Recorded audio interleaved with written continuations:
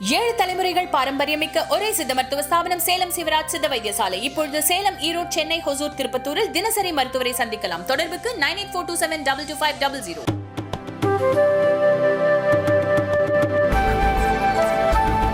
அயோத்தி ஸ்ரீராமர் கோவில் பிராண பிரதிஷ்டை வரும் 22ஆம் தேதி கோலாகலமாக நடைபெற உள்ளது.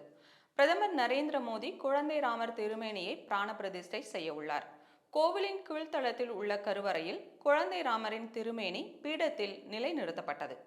200 கிலோ எடையுள்ள குழந்தை ராமரின் திருமேனி கிரேன் மூலம் ஆலயத்திற்குள் எடுத்துச் செல்லப்பட்டு பீடத்தில் நிலைநிறுத்தும் பணிகள் நடைபெற்றன. இந்நிலையில் குழந்தை ராமர் திருமேனியின் அடியில் நவகிரகங்கள் இடம்பெற்றுள்ளன. அதையடுத்து ஹனுமான் மற்றும் கருடன் இடம்பெற்றுள்ளனர். இதைத் தொடர்ந்து விஷ்ணு பெருமானின் 10 அவதாரங்கள் திருவாச்சியில் இடம்பெற்றுள்ளன. அதில் மச்சம், கூர்மம், வராகம், நரசிம்மம், வாமனன், பரசுராமர், ராமர், கிருஷ்ணர், புத்தன், கல்கி போன்ற உருவங்கள் இடம்பெற்றுள்ளன.